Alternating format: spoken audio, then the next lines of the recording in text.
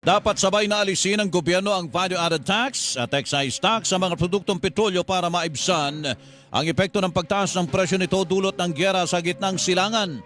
Ayon kay Sony Africa, Executive Director ng Ibon Foundation, maliit lang kasi ang magiging epekto kung excise tax lang ang aalisin ng pamahalaan.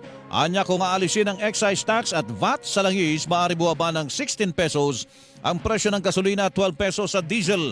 Ngunit sinabi ni Africa na kung parehong aalisin ang VAT at excise tax sa langis, ay aabot sa 300 billion pesos hanggang 310 billion pesos ang mawawala sa gobyerno.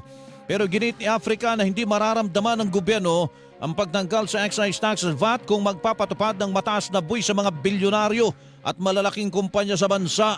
Kakayanin po ba ng gobyerno yung gano'ng kalaking mawawalan ng kita? Well, malaki talaga yung bigay epekto dun sa kita. Pero ito yung matagal na binabagit ng Ibon Foundation at maraming grupo. Kung maasa tayo palagi dun sa VAT bilang pagkakita ng gobyerno, pabigat yan sa may hirap at sa middle class. Habang kung tinutuloy ba sana yung proposal ng hindi lang ng Ibon na maraming grupo dati pa, i-tax yung mga bilyonaryo, taasan ng buwis sa mga kumpanya, taasan ng buwis sa mayayaman ng pamilya. Kahit na magtaas ang presyo ng krudo, malalalim ang bulsa ng mga yan. Ang tinig ni Sony Africa, Executive Director ng Ibon Foundation.